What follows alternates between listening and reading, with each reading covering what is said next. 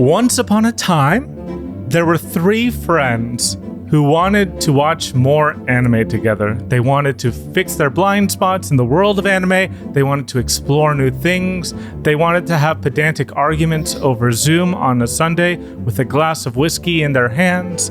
And that, over many years, brought us to this podcast.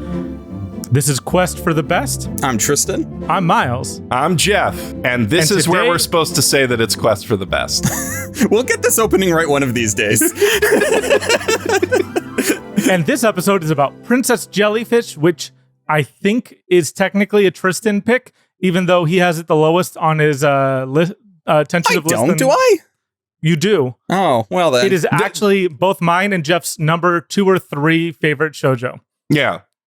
But it's on all of our lists. It's on all of our lists. And, you know, like, I feel like one of the big blind spots for all of us is shoujo. Speak for yourself. Yeah. Yeah.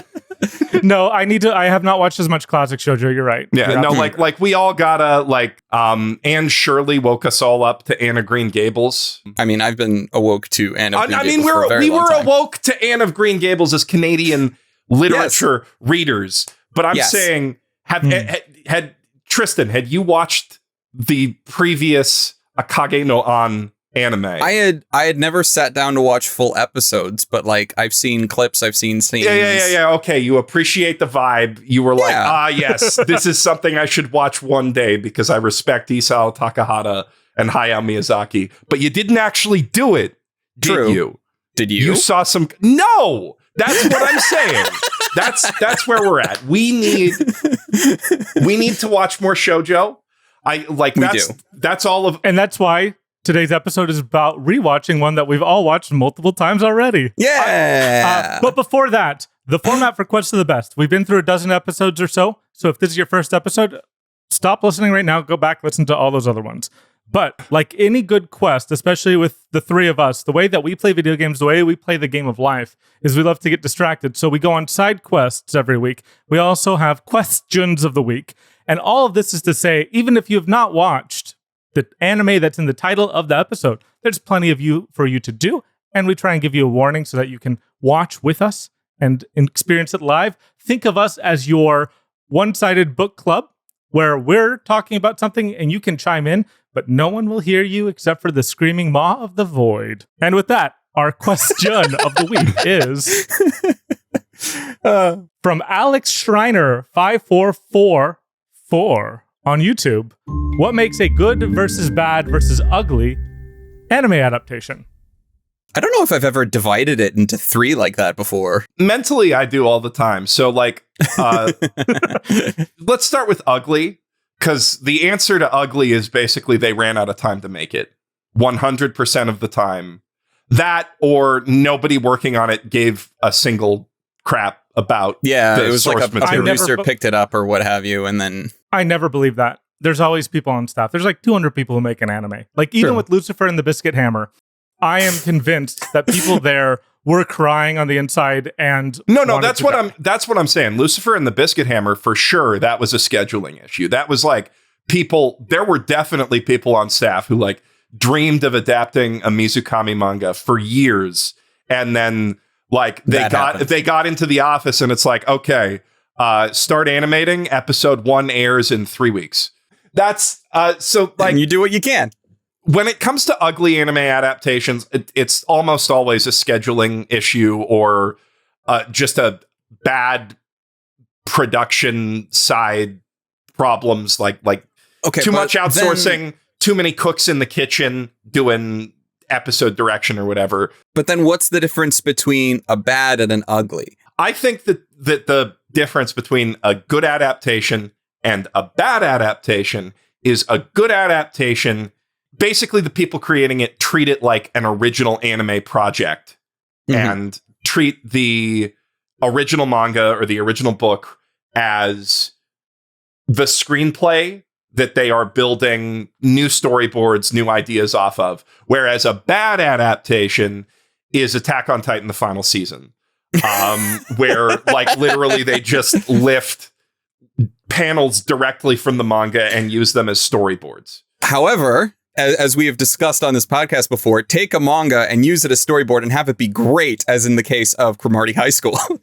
Yes, but I mean... But it all depends, I suppose, on the genre and whether or not that actually fits the tone. In Cromartie's case, like, there's a lot working for that. Like, the original manga artist contributed animation frames to, I mean... literally individual frames of animation. Handed them the manga, like the raw files. Here, go this. Just use it. and, like, Cromartie's also a special case because they used a lot of like weird digital stuff, and it was that era, yeah. Yeah, I love the solution they came up with for you can't show teenagers smoking on television, which is they've all got those like stupid sticks in their mouths with the bouncy little CGI jellies on them. Yeah. So dumb. And yeah. And there's that whole chapter where the guy's like, dude, you shouldn't be doing that. It's bad for your health. Think about like your future. You're so young. You shouldn't be. And he's just sucking on this little stick with a little bouncy jelly on it because none of them can smoke. As somebody who, my first Cromartie DVD was the pack-in one of the first like 3 episodes that came with volume 1 of the manga. Great viewing experience, because you go over there and you find out about the one bad thing that Kageyama ever did. The thing that got him to go to Cromartie in the first place? No. The thing that got him to go to Cromartie is that his really, really dumb friend couldn't get into any other high schools. And he's like, okay, I'll go to the dumbest high school possible. And then his really, really dumb friend failed the Cromartie entrance exam and never shows up again. The one bad thing that he did was his school was trying to break the Guinness record for the world's longest domino chain. And he snuck into the gym late at night and put super glue on the bottom of one domino in the middle of the chain, which is so evil that all of the badasses in Cromartie are like, holy crap, dude. What's wrong with you? That is so evil. That is heinous. That is unbelievable. I actually did not know that. Or if I did, I forgot. That is so good. Yeah. So, and that's not in the anime because the anime was like, we gotta do our own thing. We don't have the budget to animate that. No. A full standing character leaning down, applying glue to a domino. That's just way outside the budget. No, they would just like animate his hand picking it up and then returning it with the glue on it. Like that's all they would do. Glob of glue. Yeah, that's all they would do. Right. That's how you solve that problem. But yeah, no, like I think that a good adaptation is always one that like the animators were thinking about creating something new and they like the original source material, but they're not slaves to it, right? Don da Don? Don da Don, great adaptation. Mob Psycho 100, phenomenal adaptation. Scott Pilgrim Takes Off, top tier adaptation. But under your definition of ugly, that kind of fits into Howl's Moving Castle, which we've talked about briefly before, but like Tristan's a huge fan of the book. Mm-hmm. Huge fan. Right? And you don't like the movie? I don't remember. I love both the book and the movie. They just are, different. Extremely different. I don't have a problem with the movie, necessarily. I'm soured not by the movie itself, but I can't, unfortunately, think about that movie without thinking of all the bonus features that exist on its DVD that I ended up watching. Specifically, the bonus feature of John Lasseter talking about specific things that exist within the book and giving full credit creatively for those things to Hayao Miyazaki, despite the fact that they were in the Diana Wynne Jones book. We are in the era of every week someone's like, oh, Hideaki Anno entered the chat. G-Quack's so good this week. Until he did. He did actually. He did actually. Of course. And now he gets a story credit for like the thing that no one would have pegged as Anno otherwise. Yeah. Which I mean, anybody who's seen Fooly Cooley understands. We don't got to get into G-Quacks right now. That's not. I guess it kind of is an adaptation. No, it's not an adaptation. In a way, like the first part of the movie, the third episode is an adaptation of the original Mobile Suit Gundam in a broad sense. I mean, that's like saying that 50 Shades Darker is an adaptation of Stephanie Meyer. Like, it is, though. It is. there are enough steps in the middle there. I think the adaptation like world gets a little muddied. Like Rosencrantz and Guildenstern are dead. Is that a Hamlet adaptation? Yes. Then are all the things that are riffing off Rosencrantz and Guildenstern are dead? Are they Hamlet? Yes. Lion King 1.5 is one of the most Shakespearean movies of all time. Well, no, Lion King 1.5 is actually Hamlet. Yes. What a great movie. Yeah. The book is good. I love The Howl's book is Moving Castle. very good. Yeah. The book also makes sense, unlike the movie. The movie is logically inconsistent, but the thing is, when you are that magical, when you activate that level of whimsy, I don't care if there's no logical consistency within your world, especially when every scene of that movie makes my mind just aglow with wonder and curiosity. What a movie. Yeah, it's also got a far better soundtrack, which the book doesn't have. and Calcifer, one of the greatest characters of all time. Especially in dub, because Billy Crystal's a boss. Yeah. Oh God. If there's one thing I love about the Disney dubs, it's when they pull in actual actors who are good at voice acting. Named Billy. Any Billies, yeah. Just the Billies. Howl's Moving Castle, it actually brings up a good counterexample of an anime adaptation that doesn't respect the source material and tries to do its own thing and is terrible, which is the movie that made Hayao Miyazaki say, "It's good that my son made one anime. With that, he should stop." Tales of Earthsea. Okay. Even having read Earthsea, I almost feel like that movie is not necessarily a straight adaptation of any individual Earthsea book.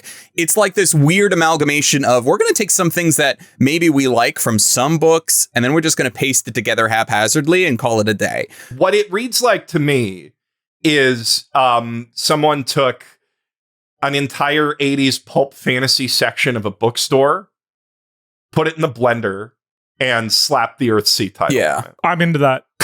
I mean, I still enjoy it. I think I've said it. I don't know if I've said it here, but I've at least said it somewhere. It's like, I don't mind that movie. It's just not Earthsea. Anyone that calls it Earthsea, I disagree.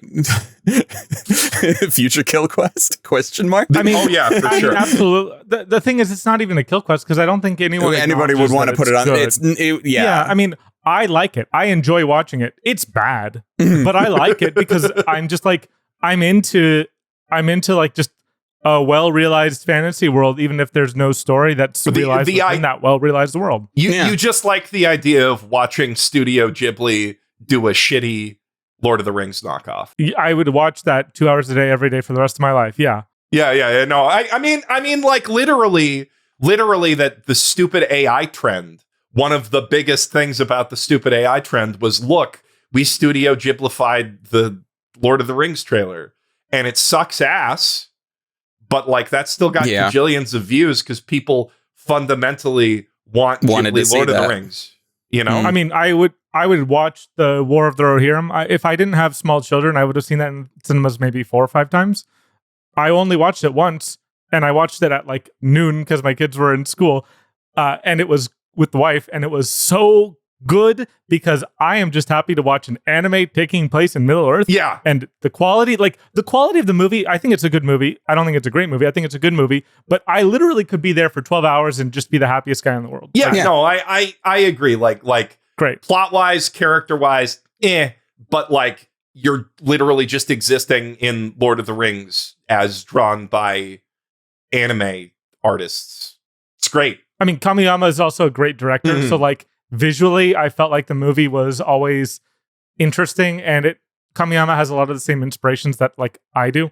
Yeah. I'm not an artist myself. Like I'm not a director, but like his vision is like, ooh, I see where you're at. I see where your eyes are. You see what he's pulling from. Where your heart is. Mm-hmm. Mm-hmm. Yeah, no, And so, yeah.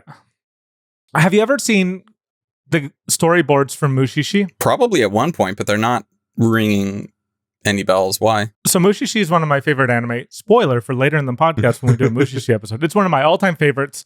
Easy top 10 for me in terms of TV anime. Mushishi was one of the anime that I... Like, Mushishi helped me with sleep problems. And I know that, like, sounds insulting, but, like, I'd watch one episode of Mushishi before bed every night in, like, a really bad spot of my life, and it was just the perfect way to, like, unwind my brain. Mushishi to me is like the perfect example of some of the greatest world building for a world I would never want to live in. Hey, the Mushishi manga, I don't know if you guys have read that, but it is beautifully, beautifully, beautifully drawn. It is one of the most visually stunning manga that really captures the beauty of the Japanese countryside and mountains and forests in a way that I think is, when I first visited Japan and the first thing I did on my first free day was go hiking, right? And I didn't feel like I was in Mushishi, but I felt like I understood Mushishi better by having just stepped foot into the wilds. And I'm like, these mountains are so uniquely interesting and uniquely beautiful, and they have their own spirit to them, right? Yeah. And the manga captures that, and the anime captures that. And if you look at the storyboards are as detailed as the manga. That's like, because they cared. I will watch anything that Nagahama directs ever. Like, the craziest CGI cartoon or like superhero thing, whatever. I will watch it and still probably get a lot out of it. He has done so many incredible things with his vision, and the storyboards are a big part of why. For the lay people in the audience to understand what a good storyboard looks like, what many of the greatest directors have of all time. Usually it's the director that does the storyboard, and many of the greatest storyboards are stick figures. Yeah. From all the best in the business, because the storyboard is just there to inform what the key animation is going to look like and kind of help people understand like the story of the movie. And you can see this in a lot of animated films where it'll literally be stick figures, and then you add on layers and layers of details as the film gets finalized or as the animation gets finalized. But for the Mushishi ones, they are just pieces of art in their own right. It is unbelievable. And also, you'll notice that a lot of my favorite films have that level of detail in terms of that like artistic vision from the director. One of my favorite Royal Space Force. Yeah, one of my favorite behind the scenes videos of like any anime is Satoshi Kon storyboarding Perfect Blue, and just like drawing the movie live. Yeah, basically drawing everything. But like when you have that level of detail, you can conceptualize shots that aren't possible when you're just like drawing stick figures. Because like Satoshi Kon basically goes through every step of like, here's how the drawings are going to transition. He basically does pre-key animation for those movies, because like the shots are so complex, you can't make that work otherwise. And with anyone other than him, I'm sure the key animators would be annoyed as heck, because who wants to be told exactly what to do? They want to show a little bit of their own flair. But when it's someone like Kon, as an animator, you're going to be like, you know what? I'll take it. Like, this is good. Like the inverse of that is Jujutsu Kaisen. Gege Akutami has said multiple times that when he draws the manga, he's thinking about the anime. Like he's thinking about the eventual anime adaptation and like creating space for animators to do interesting stuff. And I think that's a big part of why that adaptation is so good, is you've got that really good framework in the manga, and then the directors working at Mappa, by necessity of working at Mappa, aren't able to be that hands-on with any given element. So there's a lot of space for like individual artists to put their stamp on it, and that just works really thematically very well with what JJK is as a story. I mean, and also it just lets it be kind of a cacophony of talent. Like it's all these different talented people doing all these different things. And one thing, so this is from the Pat Labor 2 storyboard book. Because of course you own the Pat Labor 2 storyboard book. Of course he does. Of course I do. Come on, man.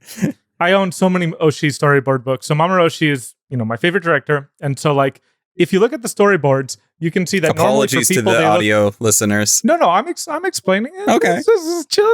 Okay. If you look at the storyboards for any Mamoru Oshii work, you can see that he does a good amount of detail on the people, and they don't look as sketchy as other directors. But then when it comes to tanks, the tanks are always super detailed.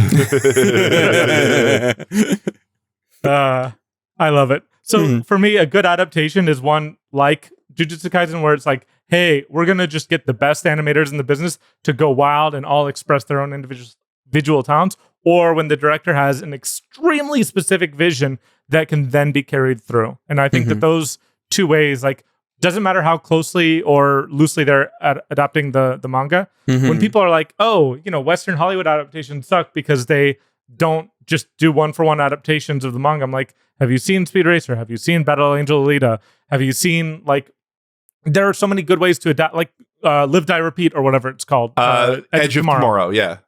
Like, all of these things are so good because they say, we're going to take the idea of what's going on here and transform it into an appropriate form for a film. I also think The Matrix is the greatest adaptation of all time.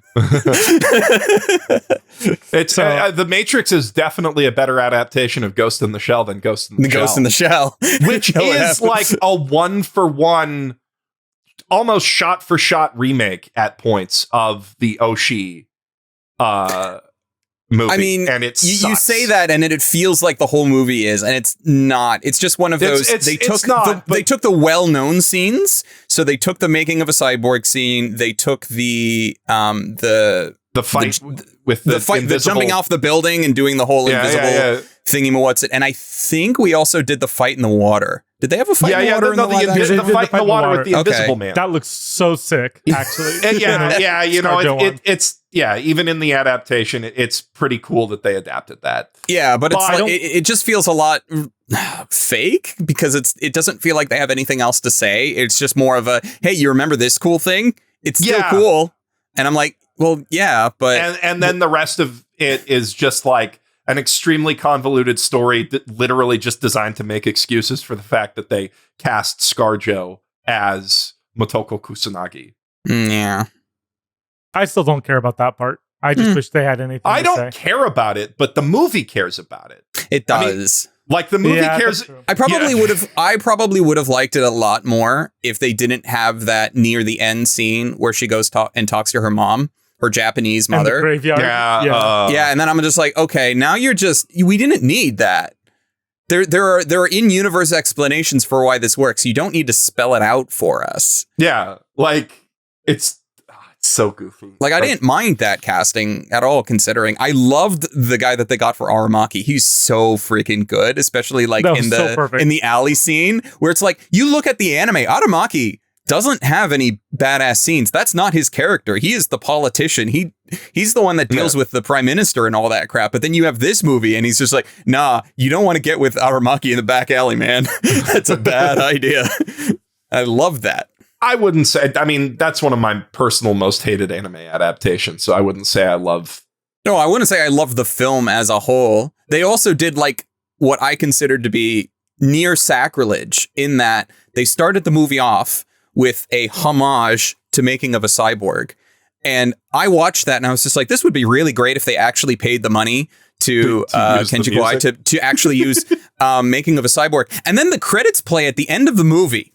And what music do they use but Making of a Cyborg? And I'm like, why is that here? You had the rights to it. What is wrong with you? And it's a good version of Making of a Cyborg as well. It's a very good version of Making of a Cyborg. I love it.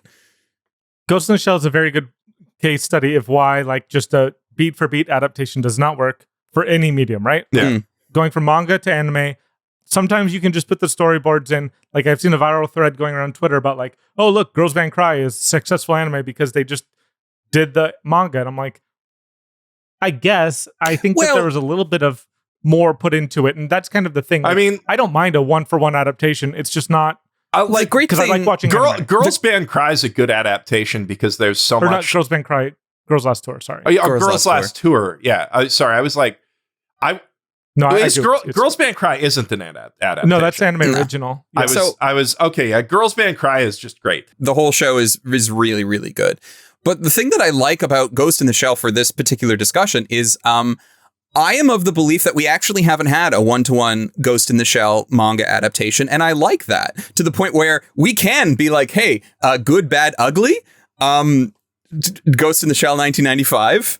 The new SAC, the SAC 2045, and then Arise. Wait, which good, one's bad, ugly and which one's bad? I mean, technically, you could go back and forth between them. I would say SAC 2045 is bad, and then Arise is ugly.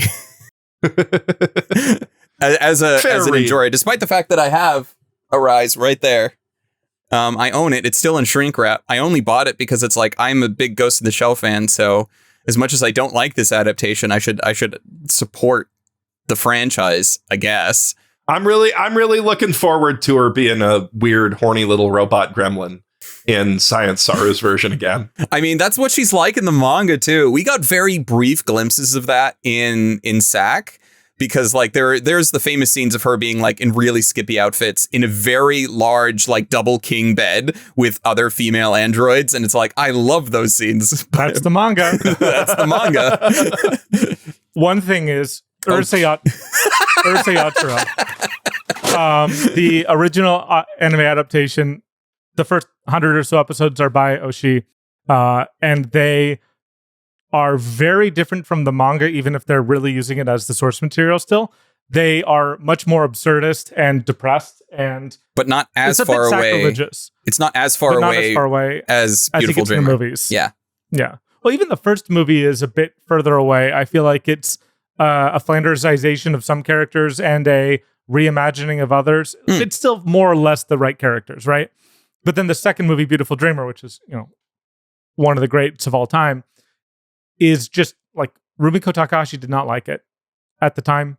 I feel like there's conflicting resources out there in both Japanese and English about this. But like there's a reason Oshii was not working on later Urusei Yatsura.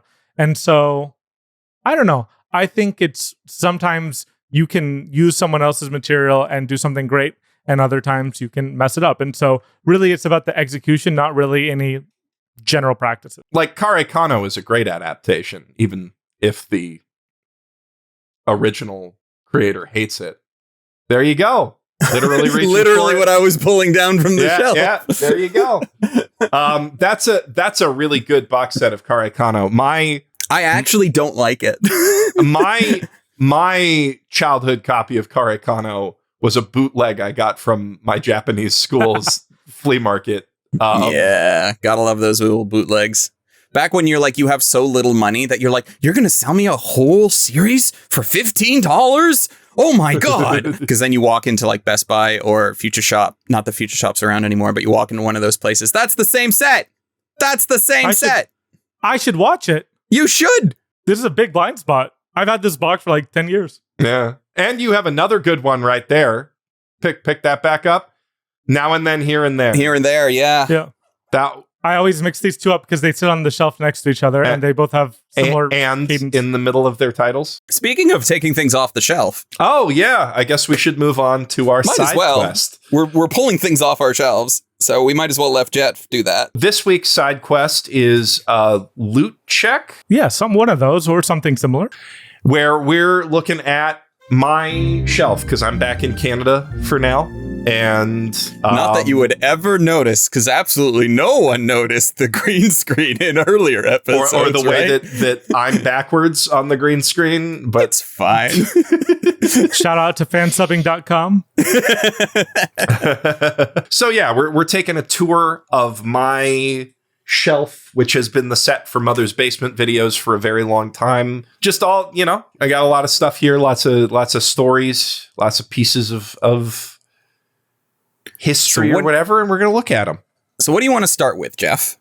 What I want to start with? Do you want to start strong and be like, here is the most prized possession I have on my shelf? Or do you want to like save that for last and have like, okay, well, this is like in the top 5 of my favorite things that I have on my shelf? Where do you want to start? I was kind of hoping that you guys would push me in a direction, but I've got a direction for you. Yeah. Okay. Here we go. Tell us, is your shelf your favorite things? Are you trying to make a statement with your shelf since it's the background of your videos? Or is it just a happenstance like my shelf, which is just the things I unloaded from the first box? Well, I mean, it can't just be my favorite things because like all my anime Blu-rays and most of my video games are downstairs, right? In my media center area, right? So that I can actually go watch them with ease. Just pop them in my PS5 and go.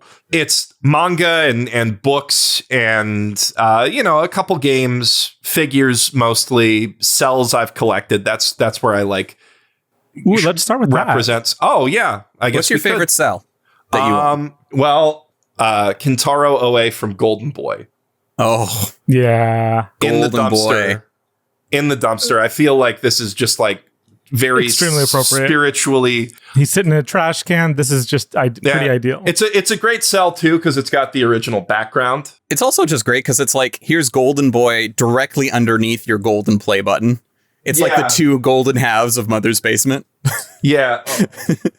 I got to worry about the reflections all the time because I got a lot of shiny things on my shelf. But yeah, so that one is one of my favorites. So one of the greatest cells that I own, I got it as a present from Yazy. I still haven't taken it out of the cardboard because I need to get it framed. And framing cells is difficult because they have to be in open frames like this. You can't just be able to breathe. You can't put them in a sealed frame or the gases escape and cause problems. So that's one of my favorite cells, which is not on my set, so I guess I shouldn't talk about it, but I'm going to talk about it, is a promotional poster cell, like a big one of the cells that they painted for a poster for Irresponsible Captain Tyler of like half the Soyokaze floating through space. It's really cool. Like very one of a kind, super rare. I've got a Maharomatic cell. When I'm back in Japan and I can actually get my shelf set up there, I'll give you another tour. It's not currently framed on camera right now, but if I go just to the top of my... One sec. I've got a cell of...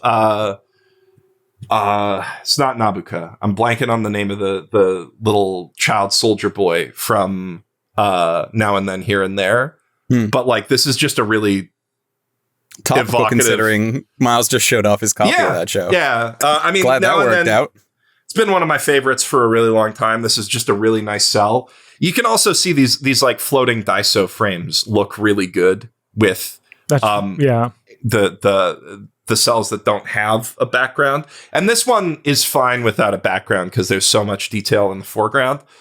That's my cell collection. I got one more I'll grab real fast. One thing I really like is just to be able to see, like, know that it's the actual production materials that went into making the anime, right? Like, that is a piece of history that is truly a one-of-one type of thing. Unless we got scammed and we have recreations.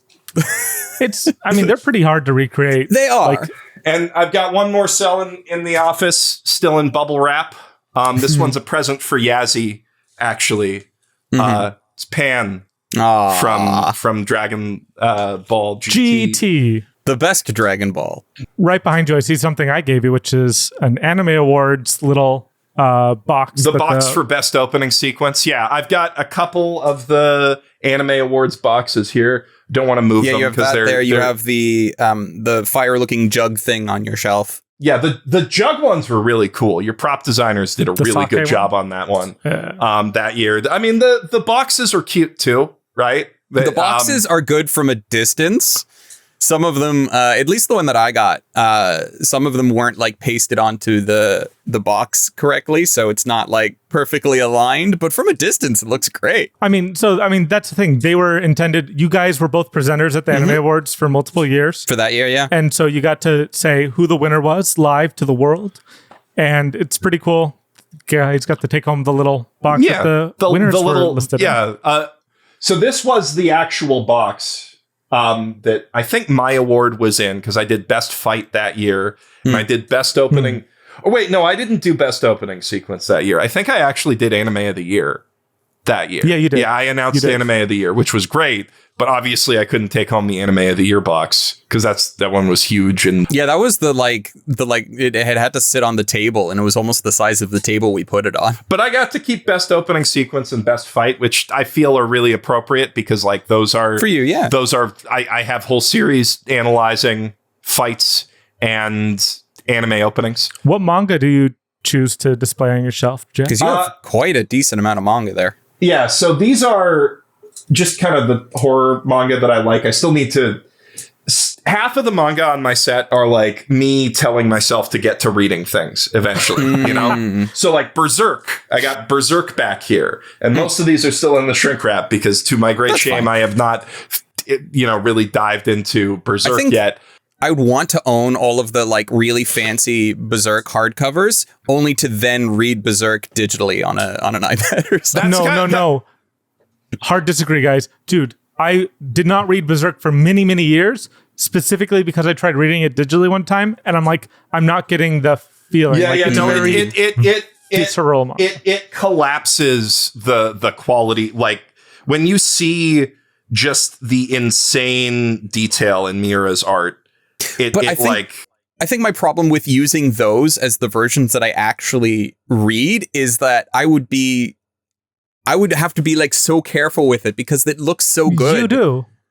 So that's fine. The thing is that makes you read it more slowly, and also the tactile sense, and you get to spend more time with the art, and the print quality is so unbelievably high. Like really big props to the Dark Horse team for putting out those Berserk volumes, because they not only look beautiful on the shelf, they're great set decoration, but they just feel so good to hold, and the paper is so smooth. They were all limited editions too, right? So deep. No, they're on limited print run. It's still one of the best selling manga every year. Yeah, since they came out. Volume 1 is like the best, and people consistently keep buying them because like it's a really good print run. I was only asking because I seem to remember a point where I was just like, I really need to buy some of these before I can't anymore, but I can't. I don't actually have the liquid cash to do it. We're on like the 5th reprint, I think, right now. You're totally good. We're probably fine. So for manga, like over here, Chainsaw Man I've read, Dororo I've read, the Junji Ito stuff I've read, Drifting Classrooms on my like to-do list, but like it felt appropriate to put next to Junji Ito's manga because like Umezu was such a huge inspiration for Junji Ito, so it just feels like they fit together. And then Dororo is like OG horror manga, and then I've just got Satoshi Kon's Opus here because I don't have another place to put it. It doesn't really fit the horror theme. Neither does the Baker Street Lego Book Nook. But I'm still trying to figure out placement for that. That's fine. It's always a work in progress. Just off camera here, I've got the box set of Akira, which also I've got to crack open and read. Have you read Nausicaa yet? You have the big old Nausicaa one. I've read I've read Nausicaa. I don't remember where my copy of Nausicaa is. I think it's down there somewhere. Peak epic fantasy. It's so much better. It's actually like it's so much better than the anime, and the anime is really good, but like it makes me a little sad that Miyazaki only did like one big manga project. Well, he did it because he needed the manga there in order to pitch the movie, which is hilarious to me considering that I am also one that I agree with you. I think I would have rather like a TV series that properly adapted the manga based on its length and content versus the film that we got. I still love Nausicaa as a film, but like it's night and day between the two. The manga is just so good. Yeah, and that's what he made first in order to then go and make the movie. I mean, Nausicaa and Akira are both like really interesting examples of like a creator adapting their own work, which brings us back to, you know, like what makes a great adaptation. They're both great adaptations. And like Nausicaa is one of the most important movies in the history of like the anime canon, because like the manga if that didn't get made, Ghibli doesn't exist. And then if Ghibli doesn't exist.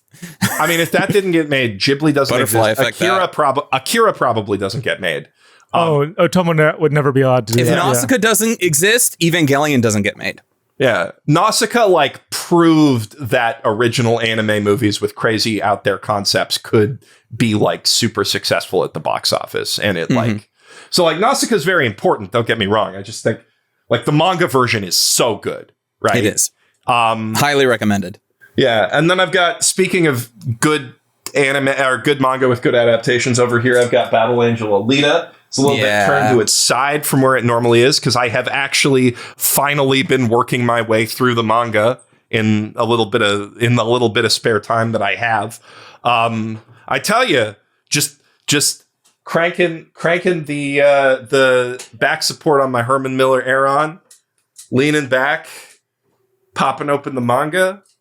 It's a good way to be. It's a good way to be. This is I have a good reading setup in here. Shame I'm too pavo for that.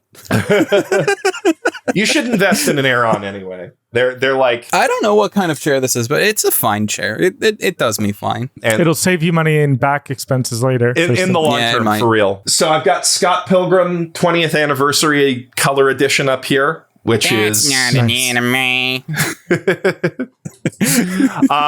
yeah, no, I think that's Who's on top of it? that's an Ichiban Kuji that I got on our second trip to Japan that Yazy and I ever took. We were staying in Asakusa. I bought out basically the entire Kuji from the 7-Eleven that we were near because nobody else was buying it, right? And I was like, ooh, it's a cute little. So it's Snow White with Rem as the witch and Emilia as Snow White. It's just really cute. It's a really cute little thing. Rem's got a little basket of apples. Emilia is picking up her skirt in a way that makes for like one of the best panty peek angles on any figure I've seen.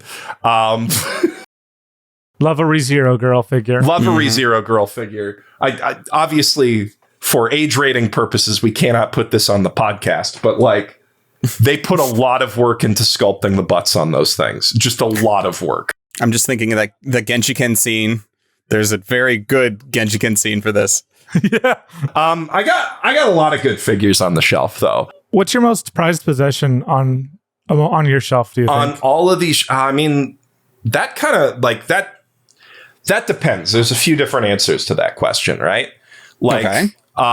So if I'm thinking about, If there was a fire in your house, which of those prized possessions would you grab first? I mean, probably the autographed games up here, which I really don't want to take those down because they're very It's fiddly fine. to get back up. But I also, the hardest one to take out has my favorite bad box art of like any bad box art. Editor Tristan, please in future for the video, just throw Steambot Chronicle, Blockus Championship Steambot Chronicles or something. Blockus Portable Steambot Championship. That's the name of it. It's a Blockus spin-off with the characters of Steambot Chronicles. Which, Is this for me to like just show off the bad case? yeah, or? just show off the bad box art. Okay. It's like they're freaky homunculuses. I would encourage you guys to just Google right now if you are on audio or because I can't pull it down. If you guys could just Google it right now, just so you can see what I'm talking about. I just want you to look at it and react. What is this? There you go. For the PSP, right? For the PSP, yes. So they made this very cool sandbox RPG with BioWare dialogue systems and like a custom robot car you can drive. And then they made one spin-off for the PSP that's just like a battle arena game, and one spin-off that's Play Blockus with all the characters from Steambot Chronicles. And the game's actually fine, but like, I mean, you're reacting to this, to the horrors. Someone needs to be brought out behind the shed. So that's one of my favorite pieces of bad box art. So yeah, I guess the autographs are prized possessions in a way. This is kind of a prized possession in a different way. This is editor Trey made this for me. It's the VHS, like all of the public service anime episodes on an actual VHS. Wow. Like an actual VHS, you can pop into a VHS player and it'll work. And watch. I haven't done it yet because who has a VHS player in I do. now? I mean, I don't have one hooked up right now. I know. should. Mine is also not hooked up, to be fair, Yeah, because but it's kind of a pain. I mean, I've got other prized possessions right next to that, though. I've got my U2's figure. The Mother's Basement U2's figure, yeah. Yeah, this shelf is kind of all prized possessions, except for like a couple of figures. Like, I mean, at least you have some space to put your figures and stuff. Like I couldn't do that with the shelf behind me because anything that's currently on the shelf, I don't have any other place in my apartment for it. We are like so full up. We don't got space for anything that this is the only thing. I got a whole nother box of DVDs up there just sitting in a box because there's no space on the shelf for it. man, I keep moving. That's why I'm like, I know you keep moving too, Geoff, but at least you have a stable house. At least in this Canada. house is still here, and I have been able to leave all this stuff here. Yeah. But yeah, I mean, I guess I am lucky in that regard. It took a lot of finagling. Like, I had to move both of these shelves to get the tall neck on there. Yeah. Because it's so big. That's why I love these book nooks, because like most Lego sets are really hard to find space to display. But yeah, a lot of prized possessions here, right? Like I've just got, shout out to the IKEA Billy bookshelf. The IKEA Billy bookshelf. Yeah, it's one of the kings of bookshelves.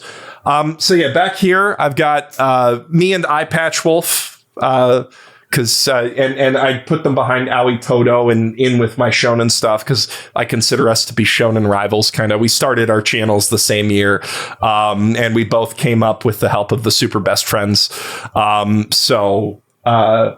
Yeah, I just felt appropriate to put that here. This is a really cool.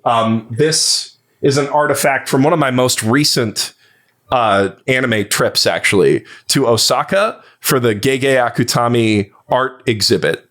Describe it for the people who cannot see. This is, it looks really cool. Yeah, so this is a acrylic stand display for Aoi Todo's locket from Jujutsu Kaisen, from which specifically comes up in my favorite fight of all of Jujutsu Kaisen, the fight between Mahito, Yuji, and Todo, where, yeah, I mean, it's got great Hunter x Hunter reference. It's just peak. It's a peak fight. I've got a video on my channel explaining why it's so peak. It is peak.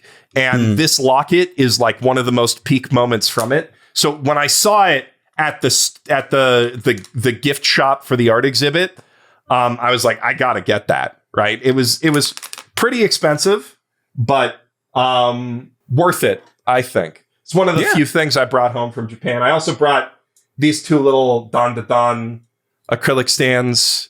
They're cute. They're just cute. But yeah, you can only pack so much when you're flying from Japan, and you also have to bring your clothes and stuff. That's what extra suitcases are for. I used that and one of the only figures of Aoi Todo over here. Also don't want to pick that up because as soon as you pick it up, he just falls off. His knee is just kind of awkwardly balanced on this plank here. Yeah. And he just falls off immediately. But it's one of the only, at least one of the only cool Aoi Todo figures. So I got that as like a combo. And then back here, kind of a prized possession because it was a present from Yazy for my birthday. I got a lot of birthday presents from Yazy here, actually.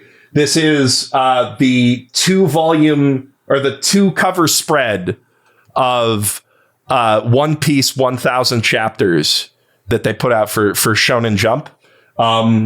So it's Luffy with a little 1000 crown there.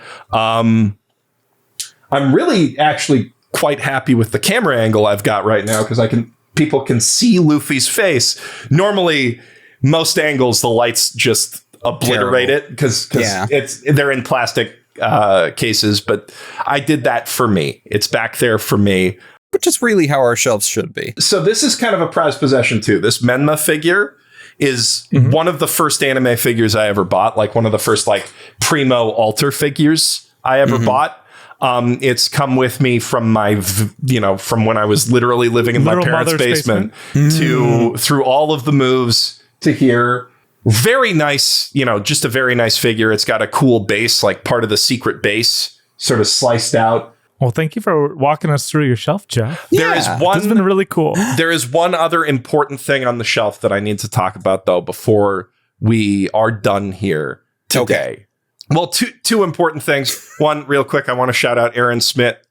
Aaron Schmidt, one of my favorite artists. Good friend, too. He made this cool picture of me and Dimple for... it was a birthday present.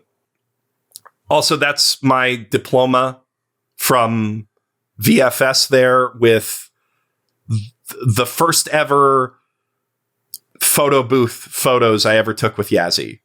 Oh, wow. Just in there. So that's a prized possession. I got a lot of... This is kind of all prized possessions, not necessarily representative of all my favorite things. But one thing that is representative of many of my favorite things is an almost complete set of Dungeon Crawler Carl. Moving on.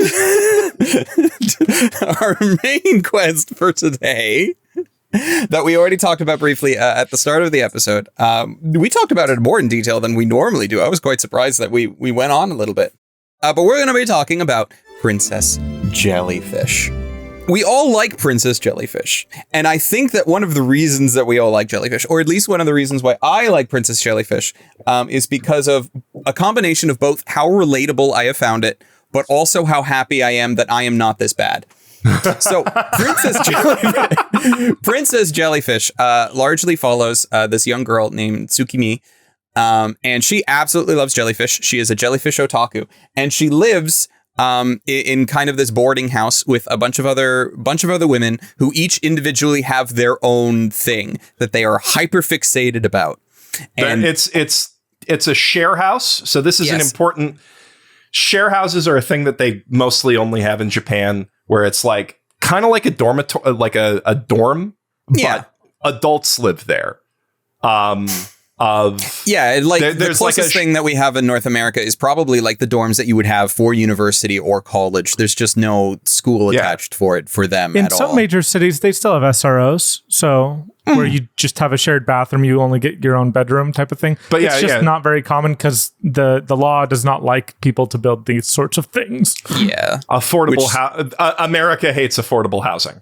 Correct. Yes. And so it's like shared living room, shared kitchen, usually some like pretty decent amenities, and reasonably decent amenities. And then everybody gets their own bedroom. Yeah. Their own bedroom, which shows off each of their own individual personalities. Their otaku obsessions. Yes. So the two things that we learn about everybody that lives here very, very quickly is that, one, they all have their own individual hyperfixations to like extreme degrees. And also, for the very most part, I think with exception to the stand-in landlord, Chiio, with very few exceptions, they are all very socially inept, to the point where Tsukimi comes back from, I think she wasn't in Shibuya. I think she went to Akihabara in like the very first episode. And then she wasn't able to go to where she wanted to go because there were too many people. No, it's Shibuya. It's Shibuya. Was it Shibuya that she was in? Okay. And I remember this because like that scene is pretty funny if you're just like, a person who enjoys anime. But when you actually like live in Japan, Yazy and I have had that conversation of, I really want to go to Shibuya, but I would die. Also, that one of the streets that she's literally dying on, Tristan, I walked with you on very recently. Yeah, we did. And it's like, I was fine to do that. Now, maybe that there are other times of year where it's really bad. Were you, though? I mean, I was fine that day. And one of the places where she has a panic attack as soon as leaving the station was a place where we waited for you for like 45 minutes. So it just kind of showcases just how bad she is and how anxious she and the rest of her dorm housemates get when it comes to other people. They don't like talking to normal people, and they especially don't like talking to people that are more of the popular kids, the jocks, the well-to-do anybody rich who's people. Fashionable. They call them the stylish. Stylish like people. A slur. They call them the So I wouldn't go as far as a slur. But it's a little bit of a slur. They literally don't let them in their house. Except for when they do. So only under extreme duress. extreme duress. So the thing that gets them out of the house and to do things is their hyperfixations. They are hyperfixated so much that they're able to overcome a lot of their social anxieties, even if they go and crawl into the fetal position after the fact. So Tsukimi likes to go to this pet store and look at the jellyfish that exist in a little aquarium they have out front. She doesn't even need to go into the store. And she can't afford a jellyfish either. She can't afford a jellyfish. So she likes to go and just look at this jellyfish. She's already named it. And one night she just decides she's just going to go look at it because there's nobody going to be around. It's going to be nice and quiet. And then she gets there and she's like, oh, hey, you have another jellyfish friend. And then her being such a jellyfish aficionado knows that, wait, you can't have these two kind living in the same tank together. Oh, no.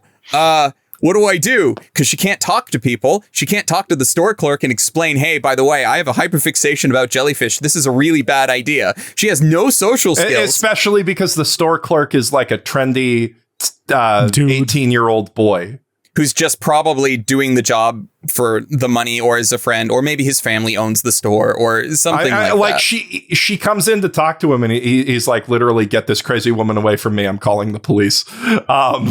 Yeah, and then she gets knocked away, and then she meets, well, I mean, arguably, there are multiple people who fit the title of the Princess Jellyfish, but I mean, the whole theme of the show is that everyone is a princess. Everyone has a princess inside of them. But Kuranosuke gets introduced at that point. Kuranosuke, who at this point is this very extremely stylish, feminine appearing person who just walks in like a girl boss and is just like, oh, what's the problem? And then Tsukumi does her best to explain it. She's still nervous. She's now talking to an extremely fashionable person who she doesn't know, but she's enamored by her style and just how everything like just works and is presented. And she's just like, you are so cool. But also, I need to save this jellyfish. But also, I'm terrified of you, and I never want to. I never want anything to do with you again. But Kuranosuke helps her out, and then she ends up like dropping all of her money in order to buy the jellyfish to save the jellyfish from this problem. She names the jellyfish Clara. No, she already named the jellyfish Clara, but Clara is like her own character. Essentially, she has a little shibby thing that pops up to give explaining. Clara becomes like the mascot for the show. She's the entire show in all the eye catches. Tequila. Yeah, it's so yeah. She also pops up with a little board to show the things number not one, to mention the number one word that triggers everyone in Ama Mizukan's autism this week. And so the general show from that point on is you have Kuranosuke, who comes from this family of essentially politicians. They're very well-to-do. They're very well-connected within Japan. His uncle's literally the prime minister. His uncle's literally the prime minister. I mean, I love that because, like, you wouldn't expect this show to get political, but, like... And it's not really... I mean, no, but Uncle Kyo-pyeon, or whatever he calls himself, is, like, the most hilarious skewering of LDP leadership I think I've ever seen on anime. Like he's like, oh no, Kuro-pyeon, I'm down to 12% approval rating. Oh, I hit 5% approval rating. I've decided to go on a vacation and just ride it out. He's such a... I love how he like approves of Kuranosuke's... No, approve is not the right word. He's adores it. He loves his nephews. Dressing. He loves both of his nephews and whatever they do. And he's like an extremely likable dude and also a terrible, terrible prime minister. Well, he goes down to what? I think the lowest was like a 3% approval rating by the very end of the show. Yeah. So Kuranosuke's right. From this well-to-do political family, very well off, and he ends up getting enjoyment out of helping other people with their style and things. And then he runs into this girl, and he just gets enamored with her in return. And he just decides, I'm going to help you. You are like a lost little puppy. I am going to help you, and you are going to like it. I'm going to give you a makeover. Makeover.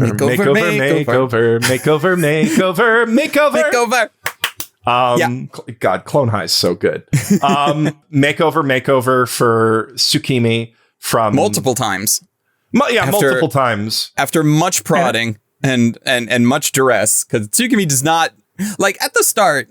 She likes the like aura that Kuronosuke gives off when he's in girl mode. The attention. Yes, that too. But also, especially early on, she would very much be like, "Please don't ever talk to me again.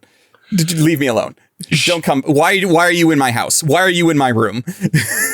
She's also extremely self-conscious about like how she looks in any of the fashion stuff that he puts on her. Yeah.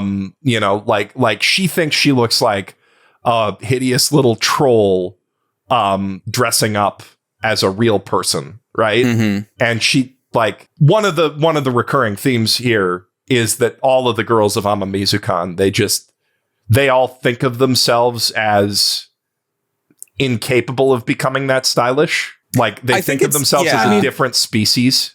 It's probably less. That's more like it. Yeah. It's more of a like they're overcompensating because it's like they don't want to deal with any of it. They kind of take stylish people and treat them as an other. We don't want to be like them, probably because they were treated poorly by people like that in the past over the years for being hyperfixated about quote unquote really weird things.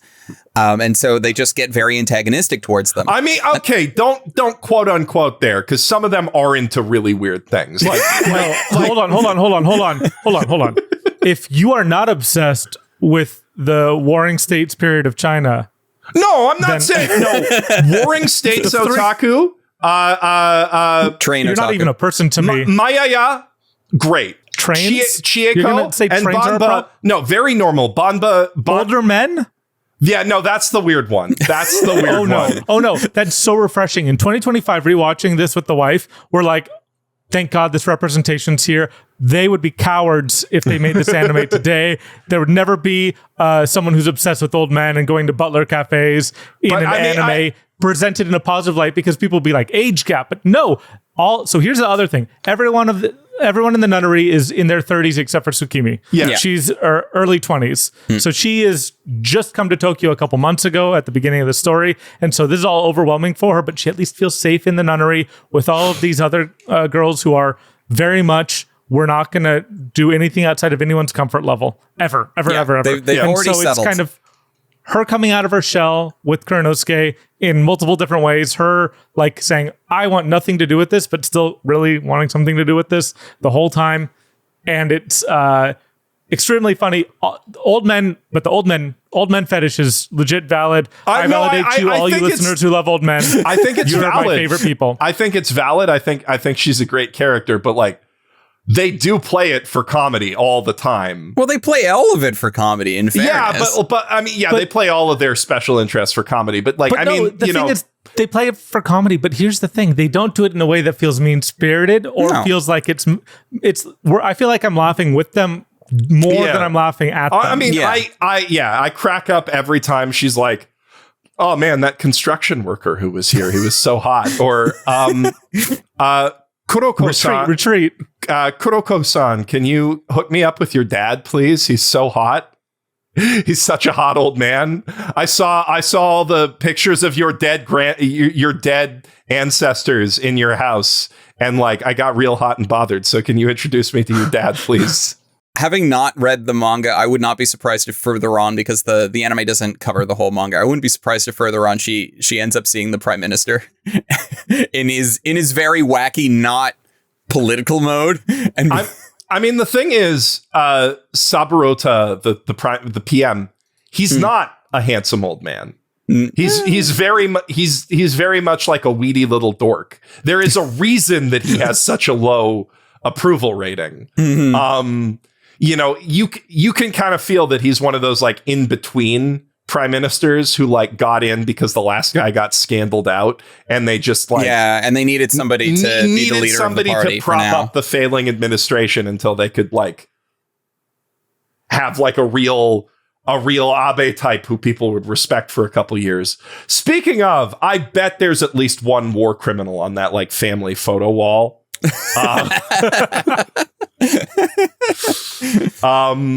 it's Kuronosuke. So what's the heart of what's the heart of Princess Jellyfish? What's this all about? We got the story, the basics of the story down, where it's Kurenosuke helping Tsukimi come out of her shell and learn about fashion and eventually include her love of jellyfish. Yeah, and eventually save Amamizu-kan from being redeveloped by evil real estate developers, because evil real estate developers are the villains of all manga from this to Dragon Ball. And also to get Tsukimi hooked up with Kurenosuke's brother, who is very not good Timid. at dealing with members of the opposite gender. I mean, the majority of the cast in the show are 30-year-old virgins. Yeah. 30-plus-year-old virgins. And that's which what is makes great. it... The only ones who are not, and even questionable that, are the ones that are obviously parents who had to have done things at one And point in time. Kurenosuke. Kurenosuke's not a virgin. Yeah, no, Kurenosuke is definitely. I mean, he's like shocked that his brother is a virgin. He's obviously not a virgin. But like When he's most like, oh yeah, my girlfriends are every hot girl I've ever interacted with and the hottest girl in any situation I've ever been in. Yeah. He has no problem. Yeah, he's good. For sure. Yeah, they're all 30-year-old otaku virgins, and there's a lot of anime like that. But I mean, what's refreshing about this one is they're all women. Right. Well, so Bocchi the Rock, my wife and I were talking about this compared to Bocchi the Rock. And it's like, we were rewatching this. And we're like, this is so refreshing compared to Bocchi because in Bocchi, they are anime characters. Mm-hmm. I understand. I relate to Bocchi a little bit, here and there in my life. But like, for the most part, the cast of Bocchi are characters. They don't feel like real people. Everyone in this is actually less dimensional than the characters in Bocchi, and other than Tsukimi and Kurenosuke, they're pretty well-founded, fully fleshed out characters. But all the other girls in the nunnery are all like kind of two-dimensional, but I know them all. Like I've met them all at Anime Club. I intimidated them or made them feel uncomfortable at some times, but they were my friends. Like these are people I care about and love, and I'm like, oh, I recognize you. Oh, I recognize you. Oh, all these girls just are so like real to me in a way that like the Bocchi characters, I'm like, you guys are anime girls. That's fine. I can still relate a little bit, but like I would relate way more to Tsukimi than I could ever to Bocchi. And I think that she's a more relatable, broadly character. I think how I would look at that is the characters of Princess Jellyfish are like following things that you can relate to, but to a level where you can kind of see it in an actual person that would exist. Watching Bocchi freak the hell out and go into like scatterbrain, suddenly 3D dimensional geographic land, that's hilarious and great. And there are times when you can relate to it, but you also realize that is like anxiety turned to 11 that would like... Yeah, Bocchi is being played off for that reason. Bocchi's characters are caricatures, right? They're cartoony representations of relatable concepts. Whereas like everything in Princess Jellyfish is very grounded in what like a real person would be. I think the target audience is a big part of it too. Bocchi is for dudes who watch anime, like specifically dudes. Bocchi's seinen, and this is shoujo or josei. I'm not sure which. One of the two, yeah. But like it's very obvious this is for a female audience, and all the members of the cast are supposed to be relatable. And I definitely found like vibes of myself in Kurenosuke, where he's just like this, like aggressively, like in certain contexts, friendly, like or like aggressively friendly does describe him very well. aggressively, like inquisitive and like kind of imposing without being like rude about imposing, but like still can come off that genuinely way. Interested in people to the point that it's a little annoying for them, but like in no way malicious. Yeah, and it's mostly because he just doesn't understand. So like when he ends up showing up for their hot pot night, he doesn't get it. He doesn't get that that's like a very special time for them. And also he first shows up without actually bringing any meat. But then he's just like, oh, wait, I'm imposing. This is bad. Hold on. And then he comes back with like a grade A Wagyu or whatever. Yeah, a whole sack. No, it's not even Wagyu. It's like an even rarer cut. Yeah. It's even better meat that they just had lying around because, again, he comes from a really big political family and they have all these things that have probably just been given to them as favors. From one group or another. I love that joke toward the end where the dad is like talking to their chauffeur. He's like, go spy on Shu, go spy on Shu and find out about this lady he's been seeing and see if she's legit. And he's like, Sir, that's my childhood friend. I could not possibly betray his trust. I'll give you another Benz. Mercedes.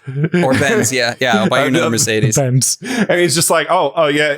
Like immediately whips out his phone, calling the best private eye he knows.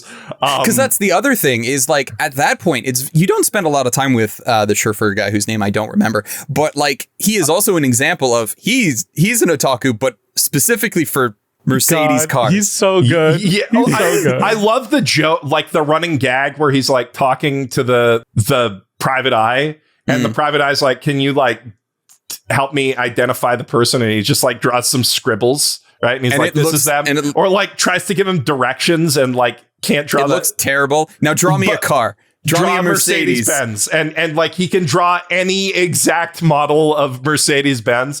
And I especially like when he's like trying to show him like Amamizukon to go investigate Amamizukon, and it's just this like jumble of lines that kind of looks like a house, and then the perfectly detailed Mercedes Benz out front of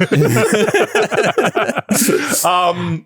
So this show is extremely funny. There's so many like great character jokes like that. Like every character has like an interesting gag that's like grounded in their personality and like, their hyperfixation. And their hyperfixation, right? And I feel bad calling a lot of the like secondary characters two-dimensional, but each of them, again, in addition to feeling real, they are extremely, extremely funny.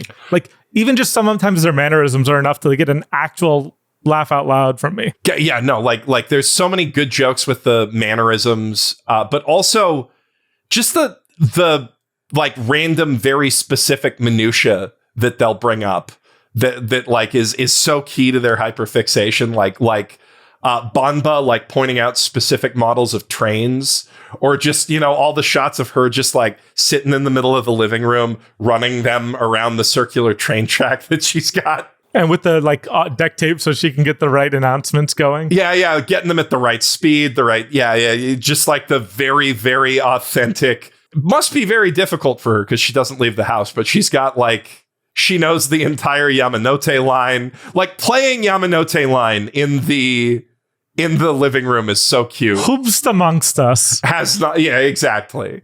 I think the heart of the show is the relationship between Kurenosuke and Tsukimi. Mm-hmm. So, of course, there's like the like the dramatic irony of like no one knows that Kurenosuke is a boy except for Tsukimi within the house. Yeah, and so like she is breaking the cardinal rule of this. No boys allowed. Like, no boys allowed. No boys whatsoever. And she's breaking it. And she like when you first meet her, you're like, why are you accepting this? Why are you letting Kurenosuke still like into your life? And it's like, well, because she likes him. She really enjoys his company. There's something about him. She's never felt this way before. She's never had someone show her this kind of attention before. It was an accident the first time around, and then she just like kind of was dug in too deep and then just had to double down going forward. I think like Kurenosuke very specifically reminds her of her mother.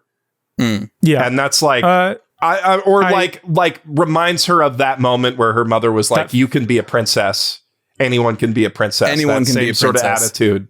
They had the connection over both of them are missing their mothers. Yeah.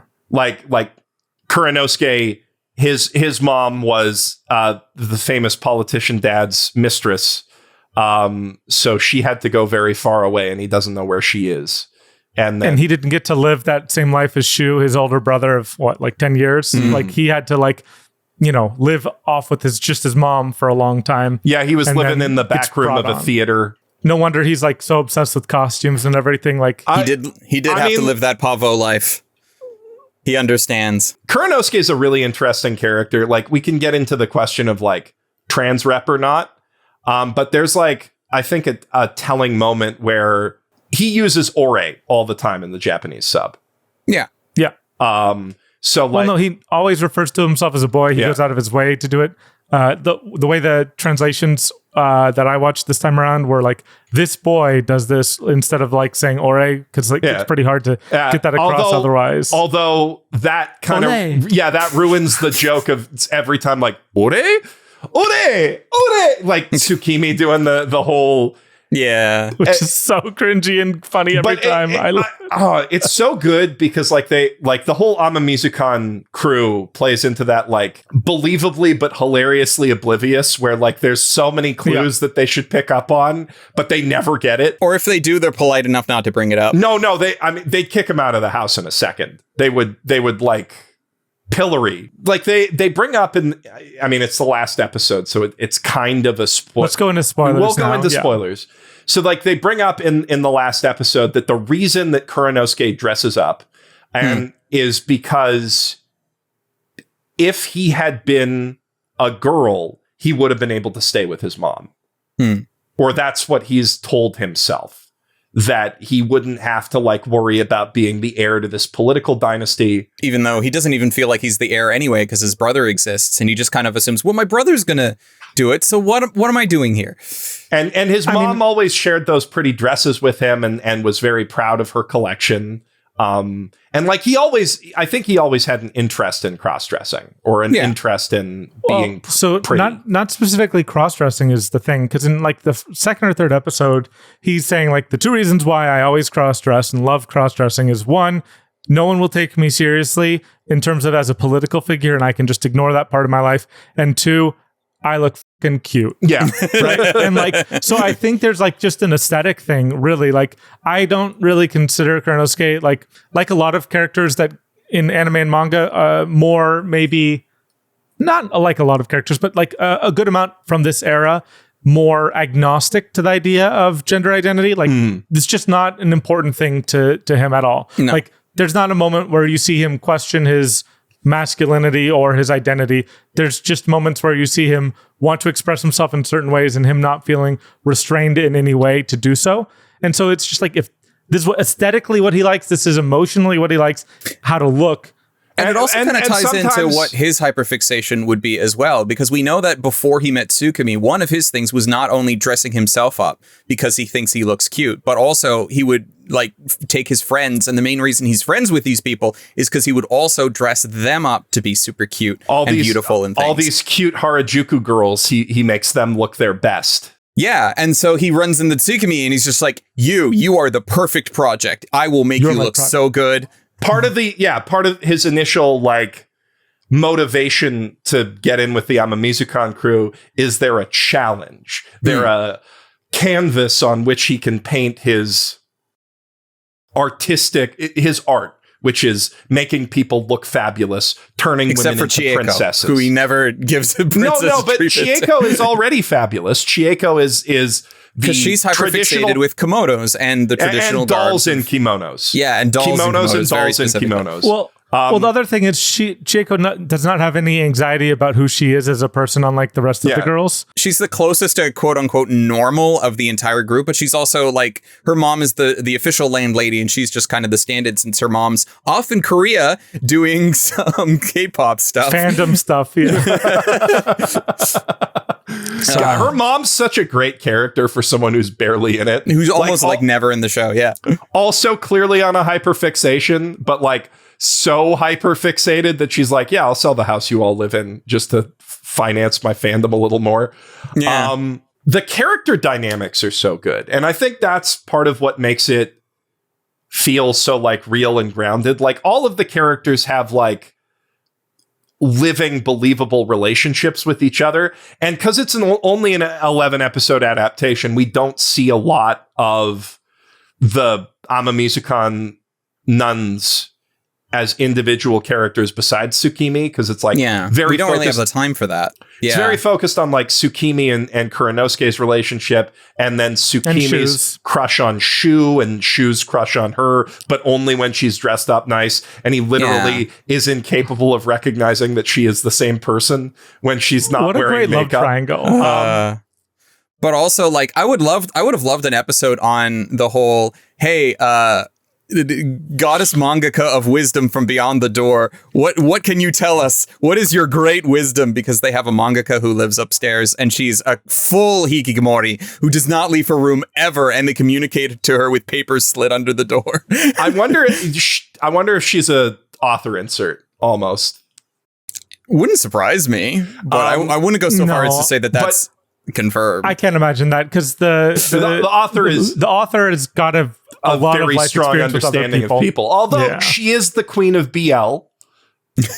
The Amamizukon lady, like she's one of the greatest BL mangaka to ever live. Who's just behind the door. You never actually see her. No, you never see her. She never speaks. Based on someone the author knows, though. I think maybe somebody she was an assistant for. I mean, honestly, considering the amount of knowledge that there is on these various hyperfixations, it would not surprise me if they are all based on people the author knows. Yeah. Yeah. Either that or they just had a really good time researching all of these different things. The Three Kingdoms Kung Fu Girl, Maya, So this is one of my favorite anime of all time. Yeah. I was really shocked to see that I did not have it the highest on our tentative list from last year when we were first trying to put together this project. You by one spot. I have it at like 25. Spot. You have it 24. Mm-hmm.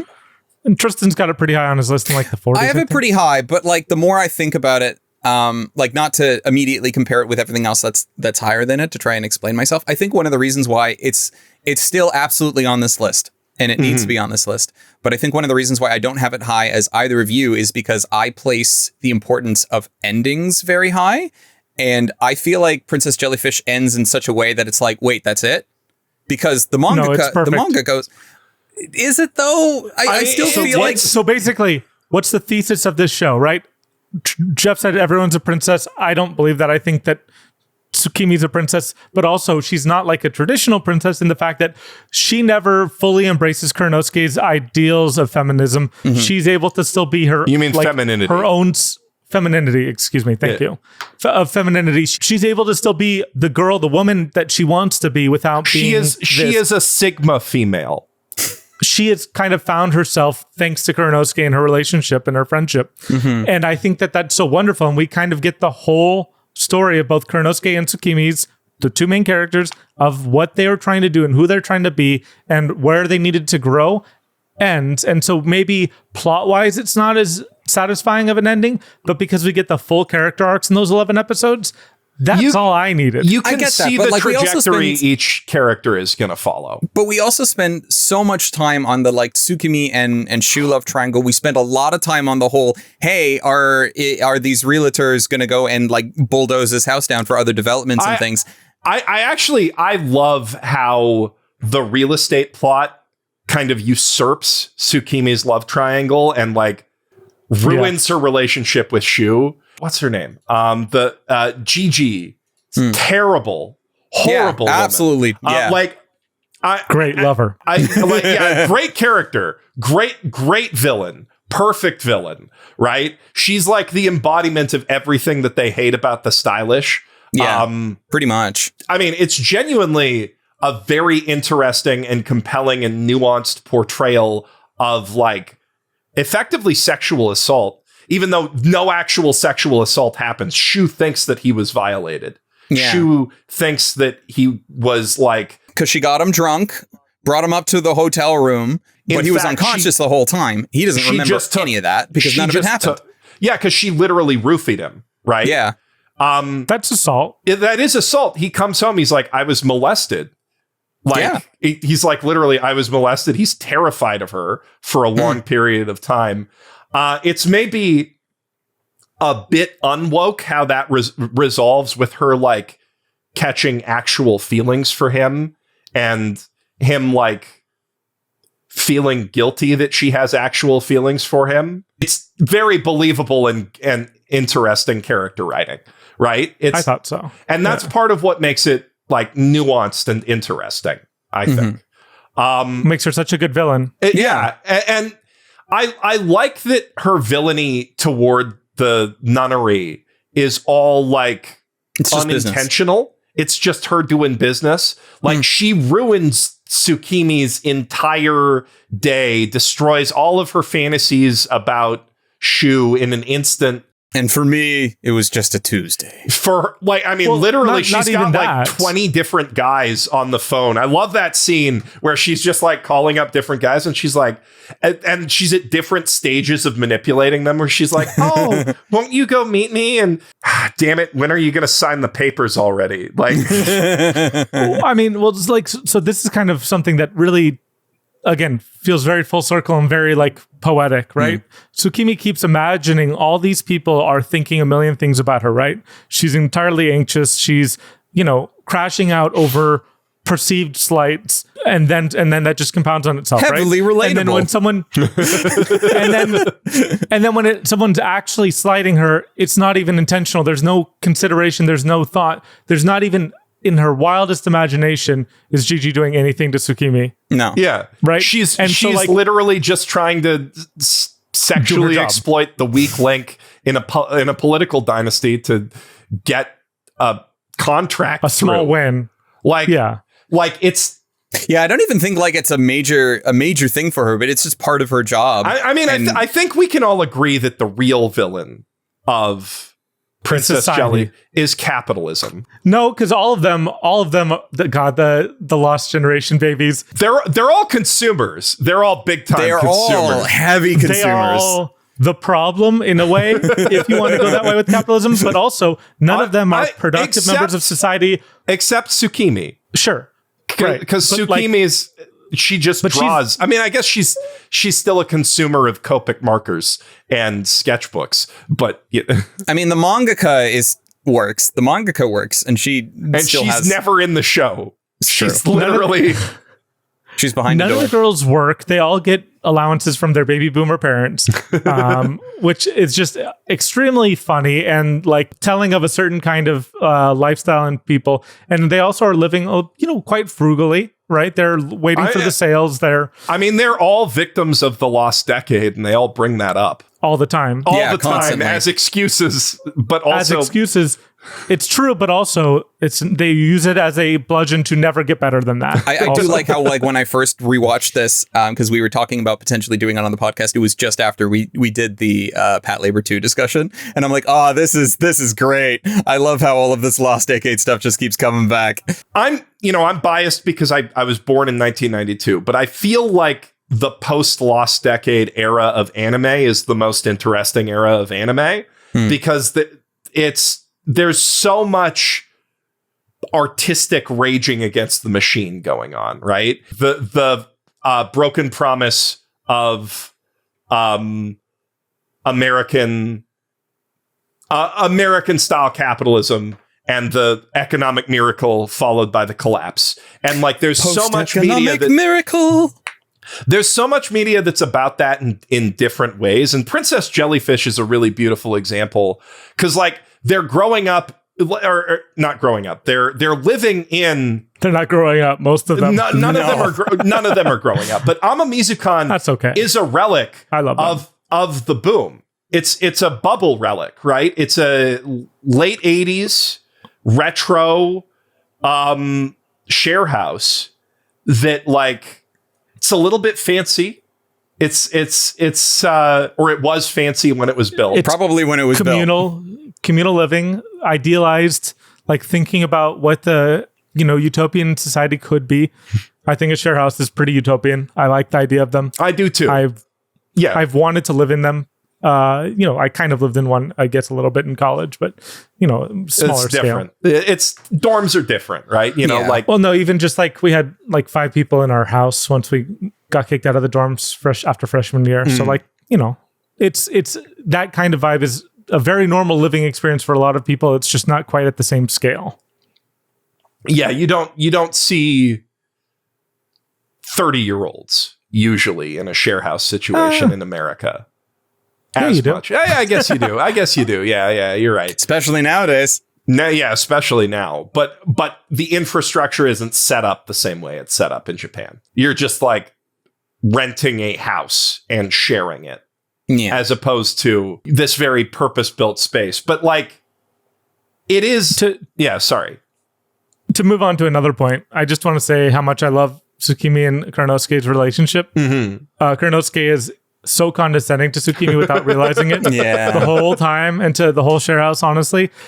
But also, he genuinely cares about Tsukimi in such a earnest way that is adorable. Yeah, it starts off as the whole "you're a project and I'm going to fix you and make you better," but it very quickly becomes a bit more than that. I think what works about the condescending attitude is he's being condescending about how they're all better than they think they are, as opposed to him being better than them. He's like, "Are you stupid? You look really pretty in that dress." You know, that's the kind of. I mean, I think he's even more broadly condescending. Oh, he is broadly condescending too, yes. but like at the core, he is that too. At the core of is he like really genuinely likes these people and they don't believe him. Well, and he also is definitely viewing them through his very extremely specific upbringing and very specific worldview, where he's like, everyone is a project, everyone is meant to be beautiful. Mm-hmm. You should just join in with everyone else. And by the end of the series, everyone can be beautiful. That everyone has their own inner beauty and they don't need to be a princess in the way that he envisions it necessarily. And like Tsukimi being able to explore her art and like become like an artist who incorporates her love of jellyfish and her eyes opened to fashion is, to me, like the coolest thing. And the fact that the relationship like plays around with being romantic but never really quite goes there is also pretty delightful. Yeah. Like it's refreshing. Like, of course he gets jealous. Like when he's seething about like, am I real? Like he takes off his outfit, which is like literally mask off moment. Mm-hmm. Why am I getting worried about two virgins hugging? Right? Like specifically my elder brother and this pet project that I've had. He's like, wait, why am I jealous? Oh no. That was my favorite scene. I love it so much. I mean, there's so many. I also really like the moment where he like catches her in her like prototype jellyfish dress, and like he comes down to eat, and his heart's still pounding, and he's like, "Why won't it stop?" Collapses on the ground. There's God. All of his outfits are so good, by the way. I just want to shout that out. And every time the opening and ending came on, I wanted to cry. I was just overwhelmed with like really good memories. And the ending kicking in like 20, 30 seconds before the episode ends. Yeah. We don't get that as much anymore in anime. Yeah. We should have that for every single anime. Whenever there's like that dramatic moment, you get the "love is coming back. Love is coming back." Like they really don't do that as much anymore. I think the most recent example in my head was like, okay, well then we all need to watch more shoujo. But like in my head, the most recent time that I've had like the ending come on early and it being like really emotional was when Wish for Mercury was ending, and the ending of season 2. Like, you hear it and you're like, oh, here it comes. We need more needle drops, just generally in anime. That's something's lacking in modern anime a little bit. I will say all the movie references in the titles and in the opening sequence are all pretty shallow. I don't care. I love it. It shows that just like I love any media that comes from someone who's just like obsessed with media. Like, I mean, there's still like a lot of really good jokes in the references, and like I think they're telling. Yeah, they're all spoilers if you think about it too hard, which is so great. Like the Graduate reference, how that all brings that whole relationship around. I mean, Banba on the train is also really good. The chauffeur and detective bumbling around in the James Bond shot. I mean, the Star Wars reference, Vader takes off his helmet and Kichi's just like, ooh, hot old man. There's just there's a lot of really good jokes set up, and like there's a clear love of everything they're referencing.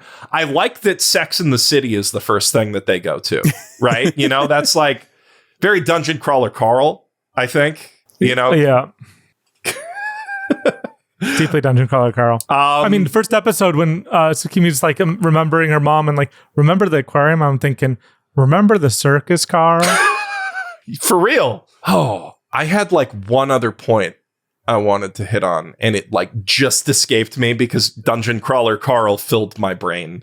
That's why you should never bring it up again. That's not happening. I know. I can dream. So I looked at everyone's lists, right? Yes. And this is a top 3 shoujo for me and Geoff, and like top 5 for Tristan. Mm-hmm. Shoujo Josei, right? And then my wife was asking me last night, like, she's like, I thought Honey and Clover was higher up on your list. And I'm like, yeah, it probably is. So like, let's call this like my fourth favorite Shoujo Josei. Top 20 to top 30, I think. Top 20, top 30, yeah. I'm pretty comfortable with that, even though, I like it more than you guys. No, a little bit. You and I like it about the same. Yeah, I think, you're off by like one position. I'm the one that has it a lot further down. You have watched less Shoujo Josei than I have, I think, is the only difference. Yeah, I think so. That's probably. Once you watch Princess Tutu, like, we'll fix that. Don't worry, man. Princess Tutu, top 10. I have Princess Top Tutu 10. really super high. We have it like at the same, man. You have it at 10. I have it at 7. I'm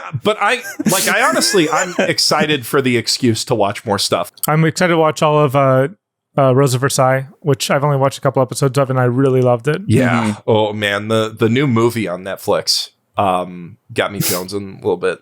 Down in the comments, if you're on YouTube, tell us the shoujo that we need to see. Let's talk about where it lands on the final list. So we have, if something's in like the top 20 to 30 range, if we were to go strictly by averages, this should theoretically be between ReZero and Frieren, above Frieren. I'm comfortable with that. No, you guys are comfortable with that. This is the problem of me starting with my number one, is that now it's on the list and I gotta like feel like I'm getting knives in the back every week we put something above it. So the thing is this below ReZero for all three of us? I think for me, for sure. I don't know if I would Tristan? I don't know if personally I would put it below ReZero, but like on our cumulative list. No, personally, would you put it below ReZero? Probably not. Like that might change in future seasons of ReZero, obviously, when that comes out and the adaptation continues, but like sitting here, because really my only problem with it is the ending, and it's not like ReZero's got a better ending yet either. So I mean, I would say that ReZero has a couple better endings. I really like the endings of almost every ReZero season. ReZero ends its seasons on strong notes. But it likes ending them on cliffhangers, you mean? Very good cliffhangers, I'll warn you. No, we get a good resolution and then just a little tease. Yeah, there's a little tease of the next thing that's going to happen. A who's Rem moment. Yeah. Is this above Delicious in Dungeon? For me? Yeah. Frieren and... Is it? I mean, because you were very Delicious in Dungeon Pro, especially when you. I am very Delicious in Dungeon Pro. We had to drag you from separating the anime and the upcoming manga. When I see how the second season adaptation shakes out, might change. Right now, I feel like the tight 11 of Princess Jellyfish I like a little bit more. There is a lot of Delicious in Dungeon left to adapt. I like Princess Jellyfish a lot. It's hilarious, it's beautiful, it's heartfelt. It's one of the funniest manga one of the funniest anime that I have seen. Like, period. I will laugh out loud more on this than almost anything else we've talked about. This is like Cromartie levels of funny to me. Yeah, no, and I'm glad, honestly, that I didn't remember a lot of the jokes, because I don't want to spoil them for people going into, I laugh out loud at least 3 times an episode. Yeah. And then it also can make me cry. It can turn around and get the waterworks going. Doesn't make me cry as much as some of my other favorite make me cry anime, but I like comedies more. So generally. Yeah. I mean, it's interesting for me because right here, you asked the question, Miles, if I would put it above ReZero. And then I'm looking back at our previous lists from almost a year ago now. And ReZero was way higher than this. And it's like on rewatch, I would put this above ReZero. Except that probably just means that ReZero's got to go a lot further down than it currently is. Just for you. Just for me. But I am happy as long as it's probably anywhere in the top 30. So Miles, would you rank it above ReZero? No, but I mean, I do rank it above Delicious in Dungeon and Frieren. Yeah. So we're talking in that range, the third or fourth best TV show we've watched. Yeah, I would agree with that on the podcast. I think Yeah, I think there is potential for Delicious in Dungeon to catch it if the adaptation of the second season's really good. As we've said. Yeah. But below ReZero, because ReZero's just below Bakano, we're all comfortable with. It's below Bakano, yeah. Below Pat Labor, like let's be serious here. But like it's in that free written Delicious in Dungeon range. I'd lean towards the top of that trio. Tristan would lean towards the bottom. Geoff, you'd lean towards the top. I'd lean towards the top. Yeah, or I guess the middle. We'll put a board. We'll have a graphic. We'll do everything. Well, I was just trying to think because for me, I had Royal Space Force in my head above all these things, so it's hard for me to, I'll convince you guys yet. I still got to digest it. I got to watch it again. The more you think about it. That was the one where we both literally watched it the day we discussed it. Like that was. It's a heavy movie for that. Like, I'm still happy we did it, but I can admit that's not where it's going to end up at the end of the list. We're going to revisit. We're going to revisit Royal Space Force. We can even do a side quest just to rewatch it again together. Hell yeah! I will always watch another. Next time we're all together, we'll watch Royal Space Force again. Yeah. Very happy. Princess Jellyfish is good. Yeah, I'm glad it's as good as I remember. Because I. Like you guys than I remember. That. It is better than I remember. Yeah. No, nostalgia. I watched it with the Anime Club in university. There's literally no better feeling than watching it with the people who are being portrayed in the show. And everyone's laughing along in like a group of like 80 to 100 people, and everyone's getting so emotional and like. I mean, that was me watching Genshiken in high school with the Anime Club. Like, I get it. Yeah. I will say it was a really special experience going back to it now that I have lived in Tokyo for a year. It's like, because it's a very funny comedy generally, if you're an otaku at all, or just like anime or like comedies, period, and understand people. But like, there's so many jokes that are so specific to like Tokyo culture and like Tokyo life. I watched it dubbed the first time, and I would recommend it dubbed to people without a lot of cultural context, because like comedies generally work a little better dubbed if you're not like really in it. But the Japanese, it's one of the funniest specifically in Japanese anime that I've watched. Yeah, I mean, I tried watching the dub one time. It didn't work for me, which is fine. I found the dub perfectly fine. It's passable. But the thing is, normally one of the challenges with comedy anime subtitled is the jokes can get ruined. But there's so much physical comedy going on here that it kind of makes up for it. Yeah, the puns are just easy enough to explain. I will say, I really wish, I think the first time I watched this was with the fan subs, where that said like translator's note or whatever, right? And that was a little more helpful. Like, I don't need those now. But like for the Olay joke, it's a little bit more elegant. And there's no typesetting on the Crunchyroll release. When I was rewatching it, I'm like, this is a little annoying. But it's still a great experience. I would recommend. I mean, the Crunchyroll, I'd recommend getting a Blu-ray if you can, because the Crunchyroll release is a little scuffed. The same as the Blu-ray. No, there's like encoding issues on the Crunchyroll release. There's it's the same as the Funimation, because it's the Funimation subtitles and the Funimation STR file. Maybe I'll have to go back and sit down and but there were like visual glitches when I was watching it, and there was like a moment that I went back where the resolution just dropped in the last episode for a couple seconds, and it seemed like it was baked into the actual stream, because after it recovered, I spaced back to just see it again, and the pixelation was still there.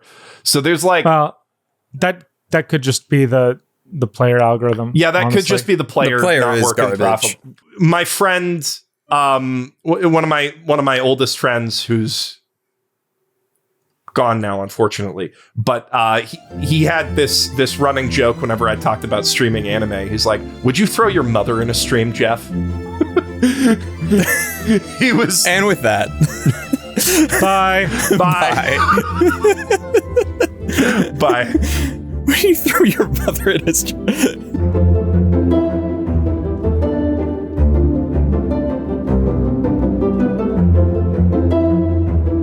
Next time on Quest for the Best.